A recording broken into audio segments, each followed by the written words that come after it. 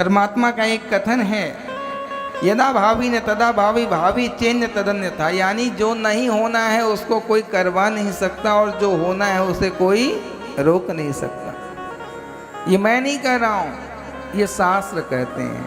यदा भावी न तदा भावी भावी चेन्य तदन्य था, ये शास्त्रों का वर्णन है कि जो होना है उसे कोई रोक नहीं सकता और जो नहीं होना है उसे कोई करवा नहीं सकता है।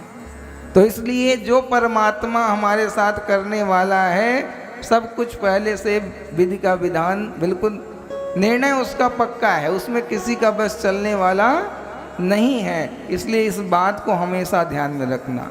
आज महाराज गड़बड़ हो गई तो परमात्मा का वही विधान है, आपके भाग्य में वही चीज़ें हैं। आज बहुत अच्छा हो गया तो परमात्मा की कृपा है, क्योंकि शास्त्र ने ही कह दिया यदा भावी न तदा भावी न चिन्ह था, यानी जो नहीं होना है उसे कोई करवा नहीं सकता और जो होना है उसे कोई रोक नहीं सकता है। बोलो बांके बिहारी लाल की जय, राधा रमण लाल की जय। तो भजन मिल के करना है। वैसे आप लोग तो बड़े होशियार हो, प्रथम दिवस ही पता चल गया। तो एक बार आप लोगों का इस व्यास मन से इस दास की तरफ से सहृदय पुनः स्वागत एवं अभिनंदन करता हूं और आप लोगों से निवेदन करूंगा, क्योंकि आपके भाग्यों की सराहना मैं क्या करूं, प्रथम दिवस ही कर चुका हूं। आप लोग देवतुल्य हैं, परमात्मा ने आपको बुलाया, पिता देवतुल्य हैं, माताएं सारी देवी तुल्य हैं। तो आपको पुनः प्रणाम, और आप अपने लिए एक बार जोरदार ताली बजाओ कि आप परमात्मा के चुने हुए व्यक्ति हो। और वास्तव में भाग्यों की सराहना आपकी मैं कर ही नहीं सकता, क्योंकि बहुत कल भी निवेदन किया, भाग्योदयन बहुजन्म। महाराज एक जन्मों का पुण्य फल नहीं है ये कई जन्मों का फल है। इसलिए उस पुण्य को याद करते हुए एक दूसरे से प्रेम निरंतर बनाए रखना। यात्रा सफल करना है तो नहीं करना है तो जय जय श्री राधे तो करना ही करने वाला, प्रेम से एक दूसरे का सहयोग। कल मुझे कुछ लोगों ने कहा, माताएं थी बेचारी बड़ी, देखो अगर किसी को कष्ट है, अगर हम उस कष्ट को थोड़ा सा सहयोगी बन पाए तो बन जाने में कुछ नहीं जाता। हम यंग हैं महाराज, हम लोग कहीं बैठ के चले जाएंगे, लेकिन जो बुजुर्ग हैं, यानी ये हमें याद रखना है कि आज जो इनकी दशा हो रही है ये कल हमारी भी होनी है। ये बिल्कुल निश्चित मान लेना। आज जो बेचारे ज़्यादा हैवी मोटे हो गए, ज़्यादा वृद्ध हो गए, तो ये स्थिति हमारी भी आने वाली है। इस बात को जब आप यहाँ रखोगे ना, तो आप दूसरे का सहयोग करने लग जाओगे। यानी अपने आप को समझ लो कि मैं भी तो 2 महीने 10 महीने 10 साल 5 साल बाद उस स्टेज पे आऊँगा। अगर मैं आज मदद नहीं करूँगा इनकी, तो उस समय मेरी भी मदद कोई करने वाला नहीं होगा। जैसा हमने बोया है वैसा हमें काटना पड़ेगा।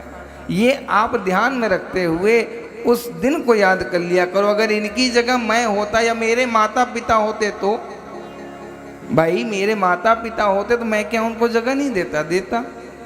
तो ये क्या अलग नहीं है, ये इनको भी माता पिता, क्योंकि ये तो देवतुल्य है महाराज। कहाँ आए हैं ब्रज 84 कोष में, वो भी बड़े पुण्यों के बाद।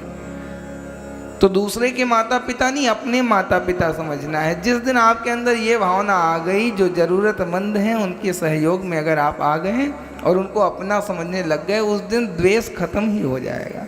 यानी किसी को सुधारने की आवश्यकता नहीं है, केवल और केवल स्वयं को सुधरने की आवश्यकता है। लोग दूसरों को सुधारने में निकले हैं, लेकिन स्वयं सुधरने वाले नहीं हैं। जैसे बाप कहता है बेटा तंबाकू खाना गलत है, लेकिन स्वयं तंबाकू खाता है, तो बेटा भी कहेगा ओहो पिताजी आप खुद तो दूध के धुले नहीं हो और हमें सुधारना चाह रहे हो। तो बेटे को आप सुधार नहीं पाएंगे। यानी स्वयं को सुधारना ही पूरे संसार को सुधारने के बराबर हो जाएगा। तो इसलिए निवेदन है, स्वयं को सुधार लो और सहयोगी बनो। लोगों को लगे कि हाँ ऐसे भी मानव हैं। यानी मानवता जो होनी चाहिए वो आपके अंदर, आपके संस्कारों में दिखनी चाहिए। भले ही वो 7 दिन के लिए आपके अंदर आ जाए, लेकिन आ जानी चाहिए। जन्म से नहीं हुआ कोई बात नहीं, 7 दिन तो परमात्मा ने हमें शिक्षा दी, परमात्मा के हिसाब से हमें चल जाना होता है। तो इसलिए निवेदन यही है, जो ज़रूरतमंद हैं, जिनको जहाँ बेचारे देखो कुछ तो जानबूझ करके थोड़ी सी नौटंकी करते हैं, और कुछ लोग वास्तव में ज़रूरतमंद हैं। तो जो वास्तव में ज़रूरतमंद हैं उनको आप लोग सहयोग निश्चित करो, ये मेरा निवेदन है। और व्रत 84 में आए हो परमात्मा का भी निवेदन है, क्योंकि इस व्यास मंच से जो वाणी निकल रही है वो में हमारी नहीं, वो कन्हैया की है। क्योंकि कल भी निवेदन किया, व्यास आए विष्णु रूप आए। हमारे अंदर वो सामर्थ्य नहीं है जो हम आपको बता पाएँ, समझा पाएँ। ये केवल और केवल परमात्मा का ही सामर्थ्य है जो इस मुखार बिंदु से बस बोल रहा है। बोल बांके बिहारी लाल की जय।